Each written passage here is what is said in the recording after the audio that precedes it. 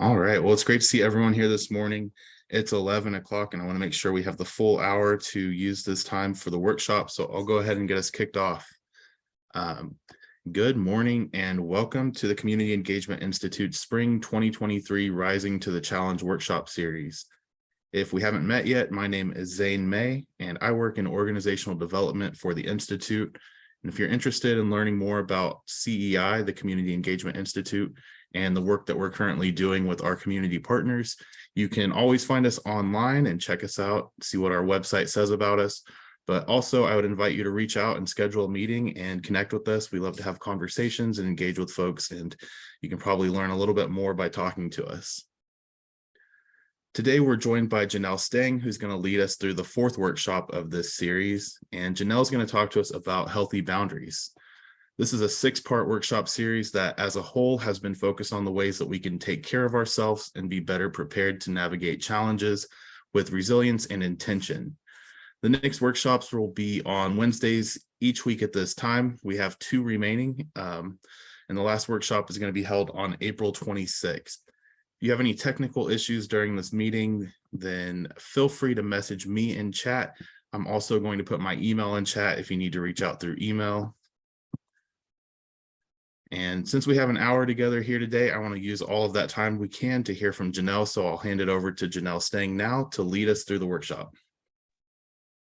Awesome. Thank you, Zane, for introducing and for organizing this series. And thank you to everybody for joining today. I hope you've been able to join some of our sessions the last few weeks, and I hope you have found them useful, and I hope you also find today's session useful. So I'm going to be talking about healthy boundaries. Boundaries is something that I could talk about for forever, all day. I think boundaries are awesome, and they're like a constant in my life, and I've found a lot of use out of implementing healthy boundaries. So I hope to share some of that excitement with you all today. First, I want to get a little bit more about where everyone is at, maybe with boundaries, and just get a feel of who's in the room. So I'm going to put up a poll. And the first poll is, how often do you feel burned out? And the options are never, sometimes, and often.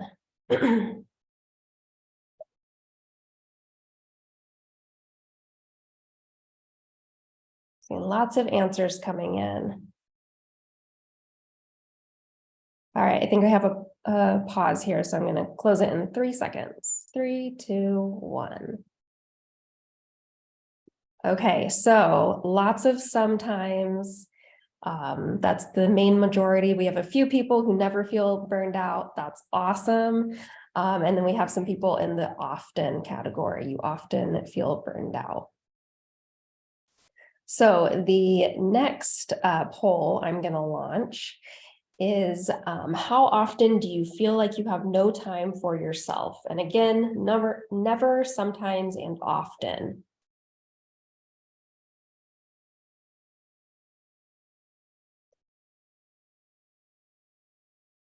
Lots of answers coming in. I'm going to close the poll in 3, 2, 1. All right, so again, we have a lot in the sometimes. Sometimes we feel like we never have time for ourselves, often feeling like we never have time for ourselves. Often is a little bit higher than last time, but again, we have some nevers, which is good. Okay, and now I have one more poll to share with you all. Do you ever feel like you are always helping and getting nothing in return? Never, sometimes, and often again.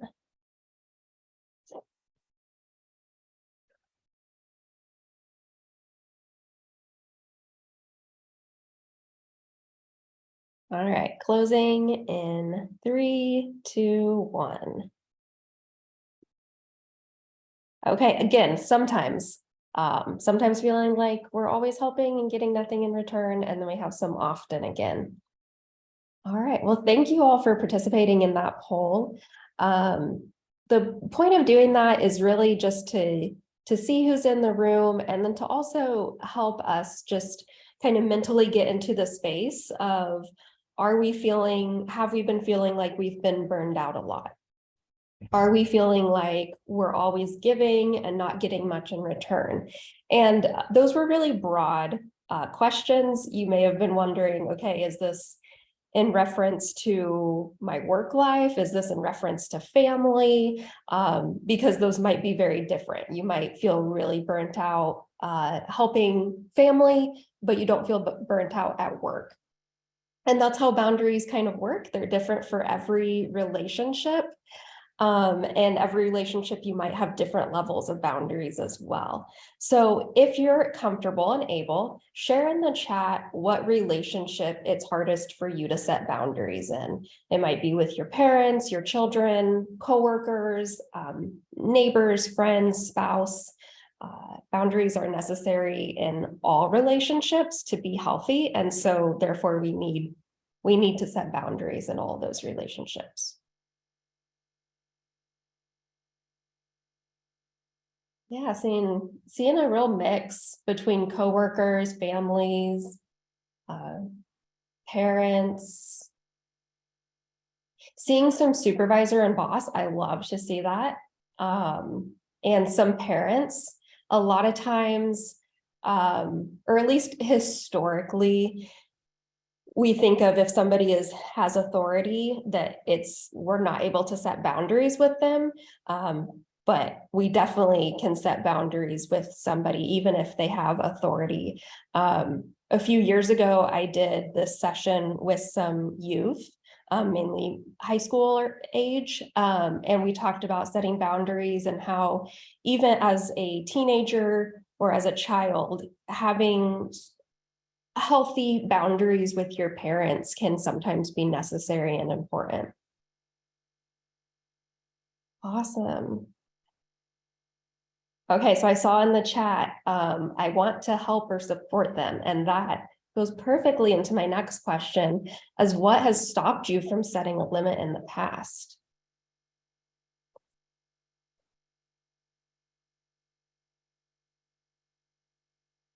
Yeah, people pleasing. Yes, people pleasing for sure. Guilt.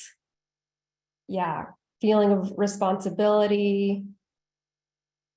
Fear of conflict, I think I saw flash up there. Definitely. Yeah, not being allowed to say no or not feeling like you can say no. If you don't do it, no one else will. Yeah, these are all very valid feelings of why you might not want to set a limit or you feel bad setting a limit.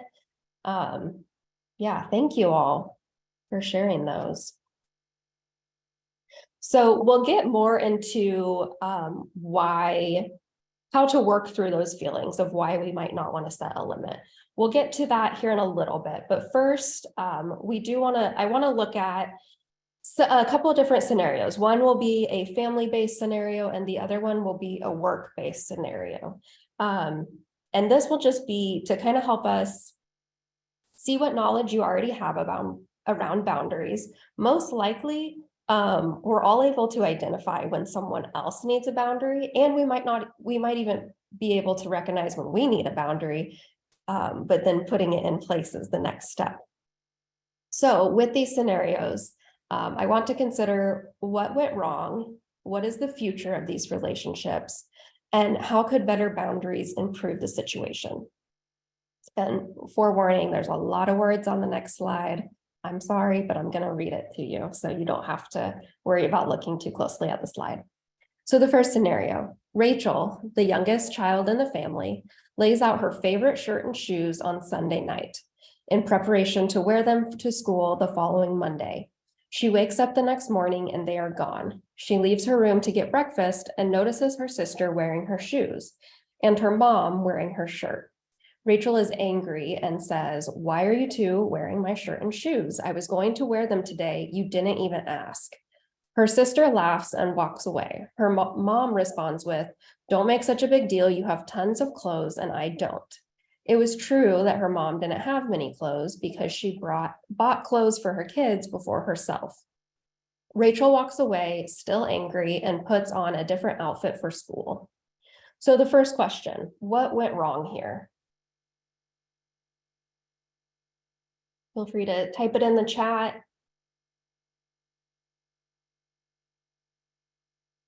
Yes, for sure. They did not ask her.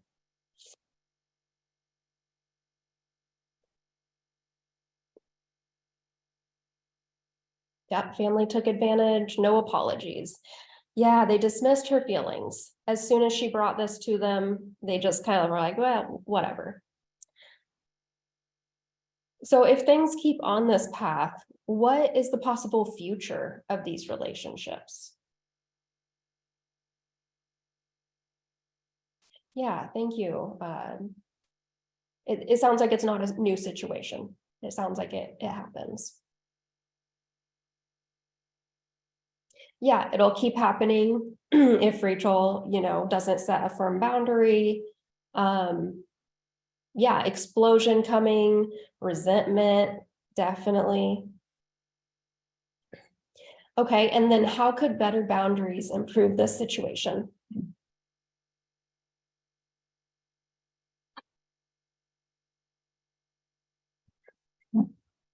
Yeah, boundaries of asking.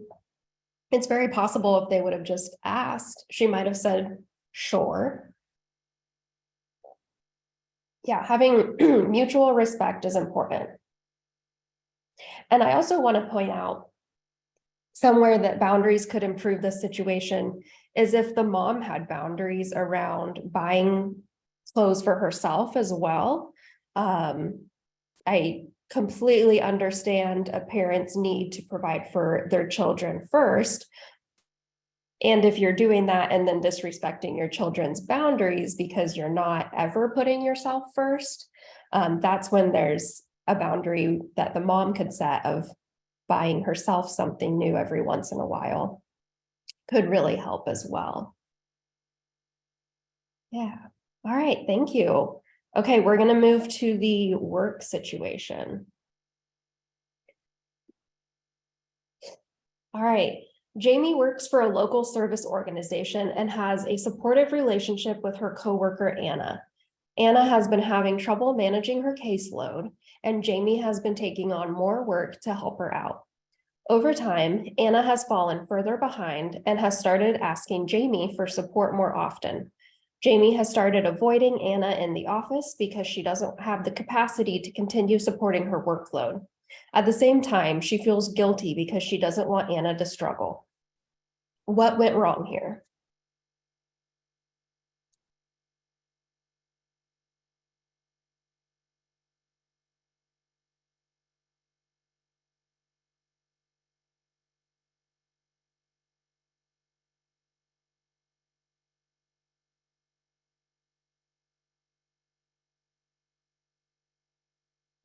Yeah, not going to the supervisor, but going to a coworker instead when struggling. Yeah, not having a boundary in the first place. Avoidance, yeah, avoidance just compiles the situation. Yeah, yeah, Jamie put Anna before her own needs, and so she got behind as well. Yep. Sometimes it's not the feeling of being used, but being misused.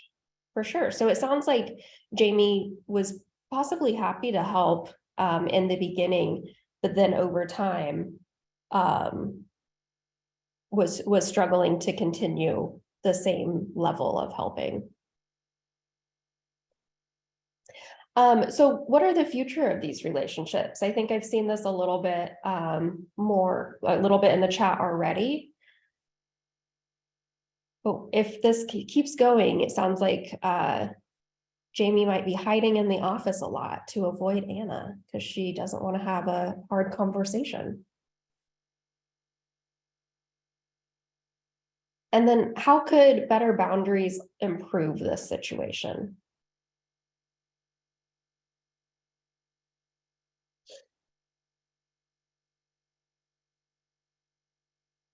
Yeah, talk to supervisor, possibly if, if Jamie could have set a boundary and possibly helped Anna with a plan to help manage her own caseload better, help a little bit up front, but then kind of help Anna get a good plan or learning skills. Yeah, communication, talk it out. Awesome. Yeah, they will continue to have tension to improve, be clear about how much assistance, if any, that Jamie can provide. Yeah, and burnout. Yeah, burnout for sure. Okay, thank you all. So next we're going to look at just what are boundaries and how do we apply them to our life? Just kind of the basics of boundaries.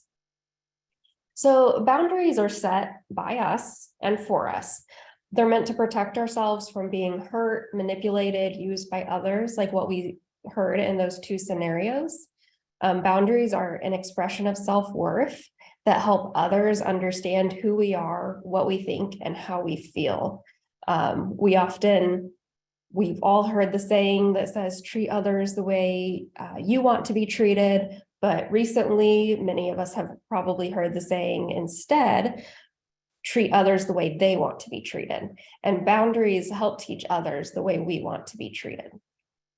And boundaries are necessary in all healthy relationships, no matter if it's family, romantic, friends, coworkers, sometimes even strangers. When you meet a stranger, you have to set a boundary depending on the situation. And yeah, it teaches others to respect you the way you respect yourself. My favorite way to think about boundaries, and I don't know who said this originally, so it's not my quote, and I don't know who the quote is from, but setting a boundary helps me love you better. And love can be replaced with multiple different words. So if it's in a work setting with your supervisor, it might be setting a boundary helps me be a better employee. Setting a boundary helps me be a better friend. It can look many different ways. So there's lots of different types of ways to set boundaries. The most basic and well-known type of boundary are through words, being no. No is a complete sentence. That is the kind of a boundary we learn from a very, very young age. Another type is physical distance. So removing yourself from a situation. We had a lot of practice with this, especially through COVID, setting boundaries with who we're comfortable seeing, who we're comfortable having in our house, or what events we're comfortable going to. That was kind of all of a sudden we were all needing to set boundaries in a physical distance way. Physical distance boundaries are often also used when someone continues to not respect your boundary. So if you are seeing somebody for lunch and they continue to disrespect a boundary, likely you're not wanting to see them for lunch anymore. That's until they learn to respect your boundaries. Another type is time. So how much time you will or won't give. This one's a big one for me during the winter holidays with family. My husband and I always kind of have a discussion at the beginning of December to look at, okay, what events do we have going on? What family functions are happening? Okay, are we able to go to all of them? How much time, if we go to this, how much time do we think we'll want to spend there? And typically that's done maybe the night before or the morning of to say, okay, how long do we think we're going to go to this family function? Just so that we're both on the same page and we're both respecting each other's time boundaries around how much time we're willing to give to that function. We've learned that in the past, when we don't do this, at the end of December, we are in the place of like, I don't want to see people for 3 months. But then when we do go through the winter holidays where we're setting boundaries and being mindful of that, we don't have that feeling at the end after all the holidays of we don't want to see anybody because we took care of ourselves throughout the month. Another type is emotional distance. So you can think of this a little bit as temporary heart protection.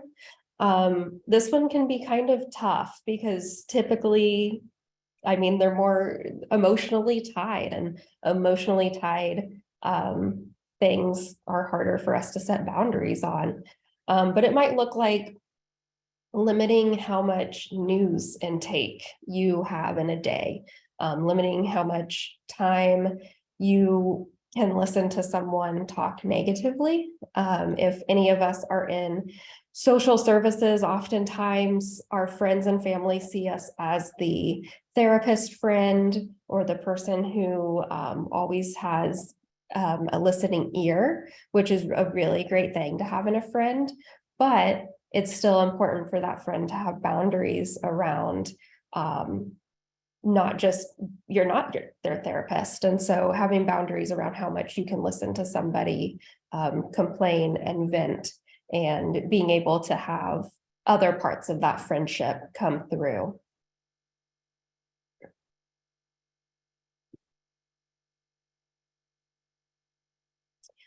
All right, so here, this kind of shows a couple different types of where we might be with boundaries. And like I said earlier, it might look different for different relationships. So at work, you might have really healthy boundaries, where with family, you might have really loose or non-existent boundaries, or vice versa. So healthy boundaries are shown on the left. And so we see kind of an evenly spaced dashed line. And that's kind of the goal for all relationships. When you have healthy boundaries, it looks like somebody doesn't compromise values for others, knows personal wants and needs, and can communicate them, and then is also accepting when other people say no to them. That's a really important part when learning about boundaries and implementing boundaries that I think sometimes gets overlooked, is that other people also will set boundaries with you, and you have to accept and respect other people's boundaries. In the middle, we have porous or non-existent boundaries. That might show up by being really flexible for everyone else at the detriment of your own mental well-being, putting everyone before yourself always, dependent on the opinions of others, and then fearing rejection if you don't comply with others. So people pleasing, lots of us do it. I'm a big people pleaser, struggling to be in recovery from people pleasing, but it's a up and down process. And then over on the right, we have rigid boundaries. So rigid boundaries look like avoiding close relationships because of the fear of rejection. So where loose or porous boundaries are fearing rejection if you don't comply with others, rigid is not even letting people get close enough to try to reject. And so rigid boundaries come up in ways to just keep everyone 3 feet away from them so they can't hurt them.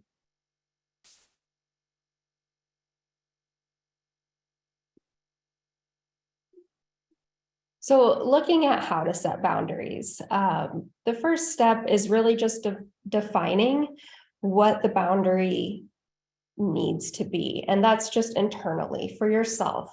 What's best for you? It looks different in every situation, in every relationship, and for each person. What boundary you need will be different. The second step is communicating with who you're setting the boundary with. People cannot read our minds. As much as we want them to catch on when we're stomping around the house angrily, they're not going to know what's going on in our head. So we have to communicate clearly when we want to set a boundary. And staying simple when we set the boundary. It's okay to explain why you're setting a boundary if you feel that's necessary, but trying to avoid over-explaining. Those of us who struggle with people pleasing, we often over-explain when we have to tell somebody no. Because of course we want that person to know that we're only telling them no because every other option has been taken, and that we really don't want to tell them no, but we have to tell them no. And these are the hundreds of reasons why we have to say no. And that's just not necessary.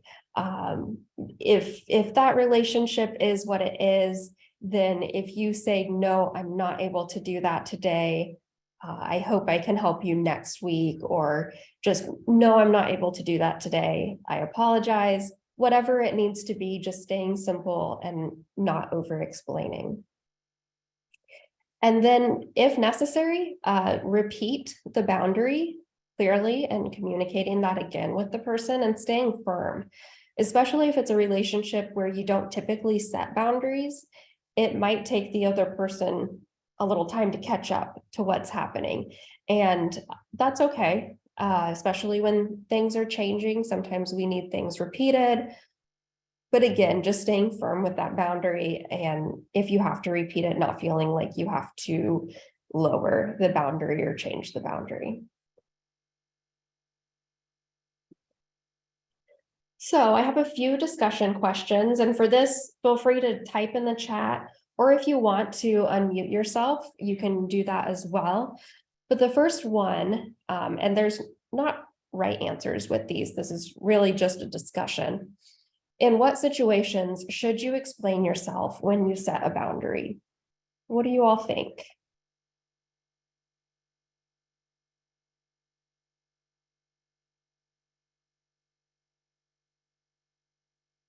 With money? I feel like because I'm a supervisor, sometimes I don't want someone to get an impression that I'm not willing to help out. So I do find myself over explaining because I want them to understand it's not that I don't want to help them, it's because I'm working on another project. And so I feel more of a need to justify why I can't help when I'm talking to someone I'm supervising versus my family or my supervisor. Sure. Is it kind of, I'm hearing it's maybe a little bit of a trust process of wanting them to be able to trust. Yes. That Yeah. you're coming from a good place. Right. Sure. Yeah. Thank you. And to encourage them to ask, to continue to ask, that I couldn't do it this time, but that doesn't mean I won't do it next time. Yeah. Okay. Yeah. Thank you. I'm seeing in the chat when you're setting a new boundary, seeing a lot of like with loved ones. If it's someone new or a situation where you feel uncomfortable with work, employees, or family, yeah. So it really just, it depends. I also saw with your kids. Yeah.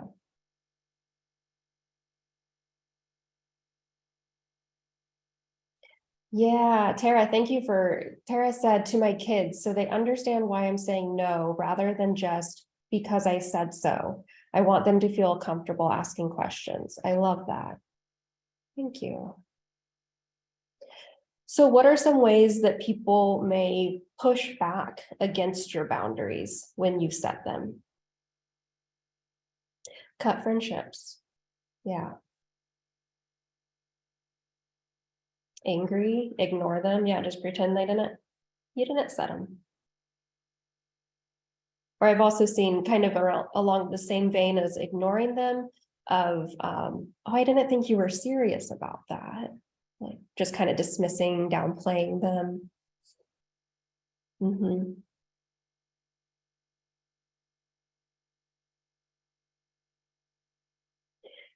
Yeah, they don't want to hear you.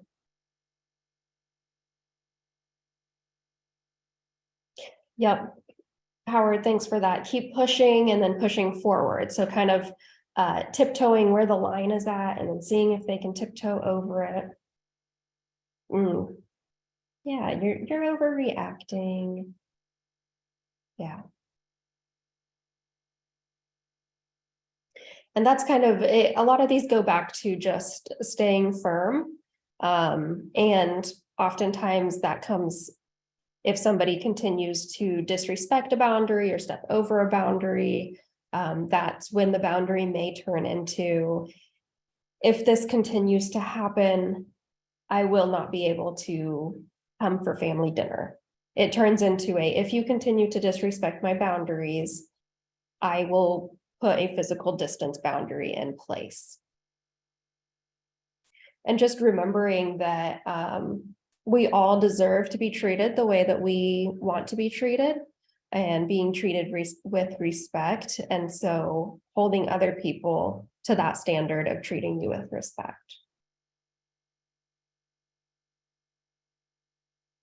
So when people push back against your boundaries in any of the ways, there's a few things that could maybe help by naming it.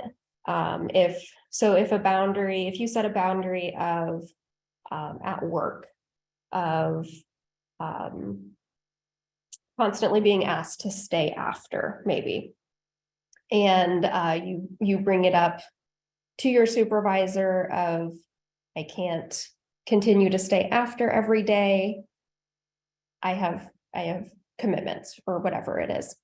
And then continuously, if the supervisor continues to push back past it, naming it, saying like, I can't stay after. I'm feeling like you're not listening to me or respecting my time.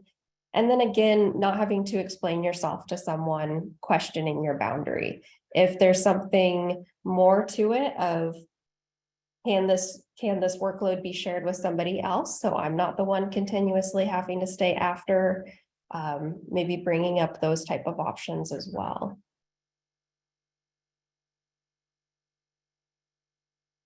So Caitlin said, I had a therapist tell me that children explain and require explanation and adults inform.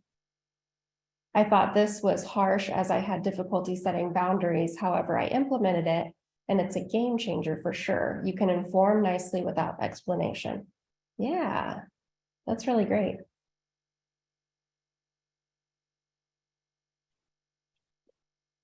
All right, so we're going to do some practice of just looking at our own boundaries and where we're needing boundaries. So Zane, if you can share the PDF in the chat. So if everyone's able to pull up that boundary blueprint, that will help. It comes from a book called Boundary Boss, if you're interested in reading that book. But the boundary blueprint, it shows different categories of where you might need boundaries. And it has questions to help us figure out if we do need boundaries in those areas, and helps us figure out, just define what we're comfortable with, what we're not comfortable with. And so I want to take a little bit of time. I don't know if we'll do the full 10 minutes. We'll go until 11:40. If you can just pull that up, and if you have a piece of paper that you can make notes on, or just a Word document on your computer, and just kind of look through this and make little notes about where you're thinking that you'll need boundaries, and where you're comfortable with on the list. And if you have questions, please put them in the chat. I'm going to go ahead and mute, and we'll come back at 11:40.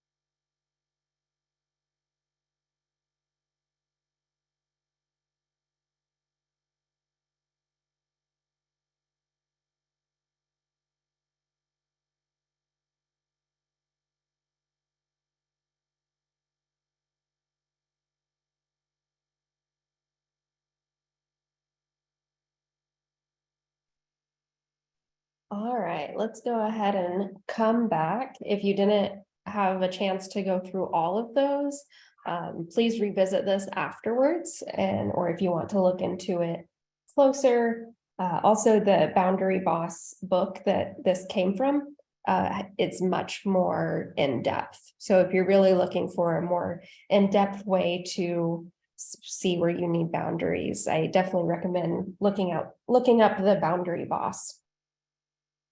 So using the boundary blueprint that we just looked through, which categories stood out to you that you are needing boundaries the most? Did any of them stand out above the others? Relationships and finances?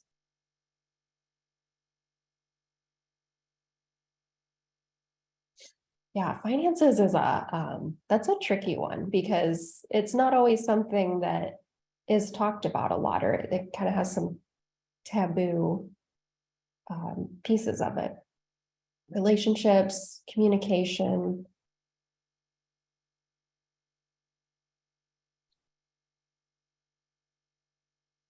Yeah, thank you for sharing. Work relationships, keep professional, don't get comfortable. Yeah, that's it. Work relationships can be a hard area to set boundaries because we spend so much time with our coworkers. Finding the balance between not having too rigid of boundaries, but then also still having boundaries. Okay, thanks. So if you were to set boundaries in the categories that you identified as areas that you're needing the most boundaries in, how would that benefit you? And outside of that, your family or your relationships? If you were to set boundaries in those areas. Less resentment. That's a big one. Lower stress levels. Mental health, for sure.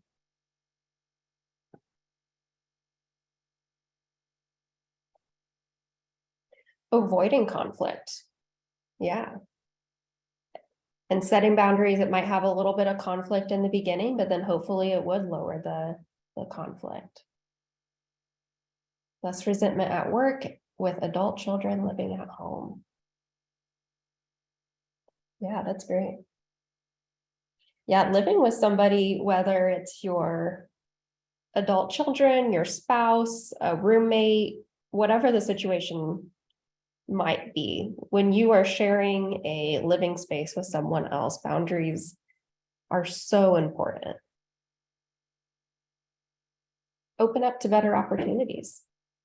Yeah, that would be awesome. More money saved. Perfect. Okay, so we are going to craft a few boundary statements for ourselves. So an example, if social was something that you identified as an area, this is just the example for social. I love spending time on the weekends at home with my partner. I often turn my friends down when they invite me to attend big social events during the weekend. I feel bad telling them I don't want to go, so I often make up excuses for not attending. So transforming that into a boundary statement instead of finding excuses or reasons for saying no, a boundary statement would be, thanks for the invite, but I'm looking forward to a quiet night in on Friday. Would you be available to meet for dinner next week? So it's a firm boundary of no, you're not giving a false excuse. And then because they're your friend and you still want to see them, offering a different opportunity to see them and spend time with them. I may or may not have used that boundary statement a few weeks ago, almost verbatim. So take a few minutes, look at the areas or identify one area at least that you're seeing the need for a boundary statement, and just take a few minutes to craft or come up with it. Feel free to share in the chat if you're willing, but of course you don't have to. So I'm going to pause here for a few minutes.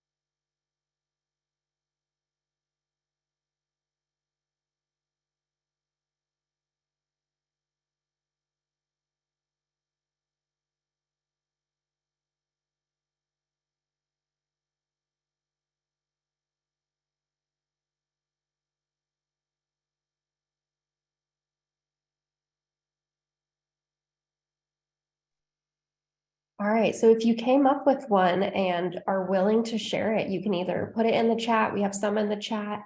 If you'd like to unmute and share it, please feel free to do that as well.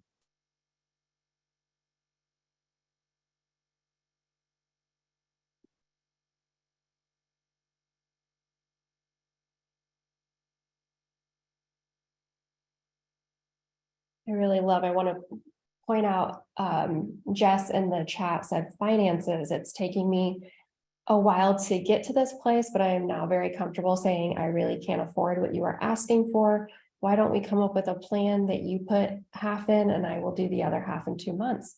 Yeah, being honest and clearly communicating. I saw a while back where I think it was a bachelorette trip, but could be applied to any group trip, where at the beginning of the planning, somebody sent out a Google form asking, what is your budget? What are you able to budget for this trip? And then that was able to inform what the plans could be to include everyone's budget and to be able to respect everyone's budget. And I really liked that idea.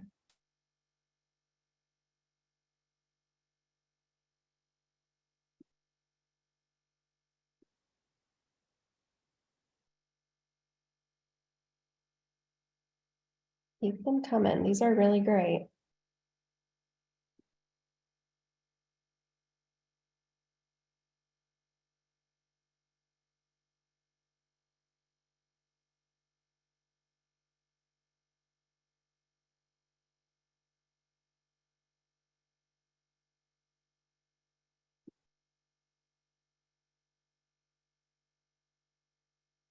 All right, well, keep sharing those in the chat because I love seeing them, and it also helps us set a good intention for moving forward. Boundaries take a lot of practice and don't always go perfectly the first time we try to set a boundary, especially if we're not used to doing it. And they can be really kind of anxiety producing, especially if we're not used to saying no, or we have a fear of disappointing. So keep practicing, keep working at it. I really think that writing out our boundaries helps before we have to communicate it to the person, so that we really know what the boundary we want is. But I kind of wanted to end on a really positive, just good place to know that boundaries can work and they do work. So I wanted to ask if anybody has a success story where they set a boundary and it improved the relationship. And feel free to unmute yourself if you'd like to share.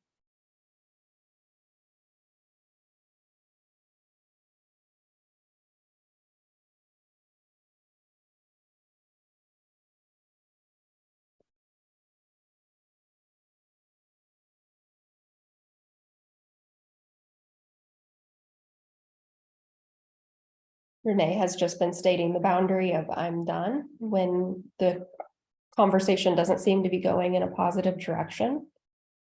That's good. Oh, the question was any success stories when you set a boundary and then it improved the relationship.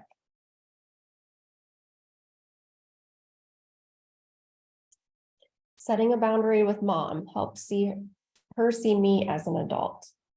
Yeah. Yeah, parent-child relationships at any age are going to have challenges and definitely need boundaries.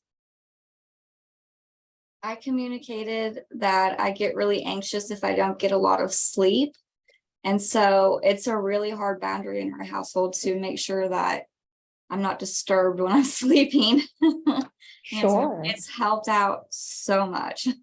Yeah, that's great.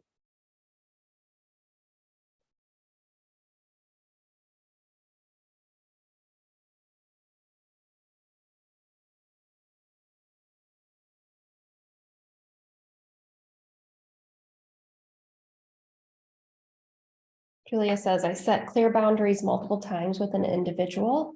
It did not improve the relationship, but it removed someone very toxic from my life. And from then on, life has been great. And I am more aware of similar behavior from toxic individuals. Yes, definitely. Yeah. I think earlier when we were talking about how people might react when we set a boundary and somebody said the relationship might end, that's not probably a relationship that was healthy for you to be in. So yeah, that's great. One of my siblings tends to have urgent to him needs. When I started saying, I can help you with this today, but I can't help you with this today, but can I call you back this weekend? And he accepted that boundary. Yeah. Yeah. Other people's emergencies are not always our emergencies to take on. Awesome. Does anybody have an intention after creating a boundary statement, an intention that they'd like to set a boundary in the next week? And are you willing to put in the chat that you have one in mind as a type of accountability to speak it out loud or at least type it out? Ending a meeting at 50 minutes to allow for restroom breaks, moment of rest. Yeah.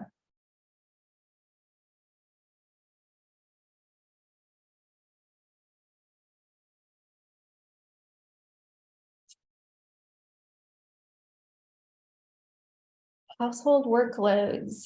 Yes, going back to whoever you're sharing a living space with, having boundaries around what you're able to do and how much you're able to do. Cool.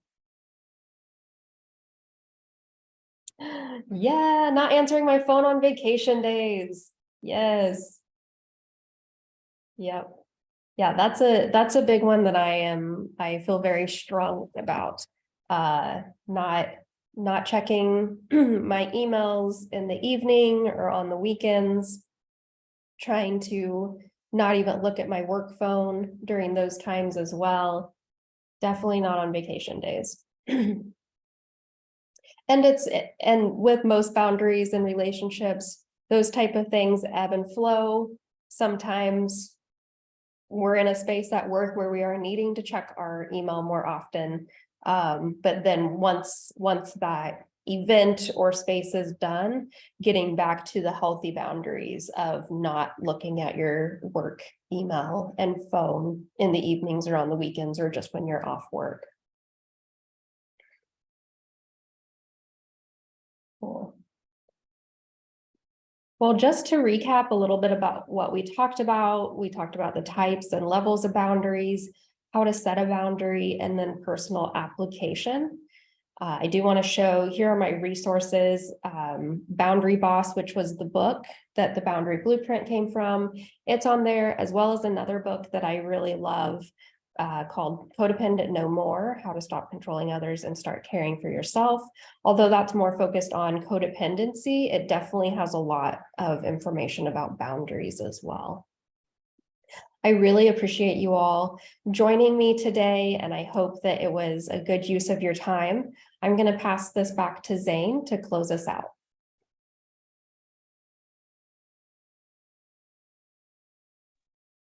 Thank you so much, Janelle, for leading us through that workshop. If you notice in chat, I just put a link to our evaluation form. We would really appreciate your feedback on this short evaluation. We want to know how we're doing and look at ways that we can improve our workshops to be more effective and engaging for you. And we've also included a place in that form that you can tell us about topics and trainings that you think would be helpful and engaging for future workshop series. In previous surveys, we heard that self-care and navigating conflict were really important topics. And so this workshop series has been built around those. So we're taking your input and trying to create a series that is going to be useful and beneficial to you and meet the needs that you currently have. So again, thank you all for joining us here today. We hope that we can see you at our 5th workshop next week, where Percy Turner will be talking to us about self-care. And if you have any questions about the other workshops in the series, or you'd like to connect for a conversation, please reach out to me. My email's in the chat. And also Janelle's got her email up there if you want to talk to her more about boundaries. I think she'd be open to having a conversation with you. We're going to go ahead and end and give you 2 minutes back. I know it's not quite that much time, but thanks for joining us and have a good day.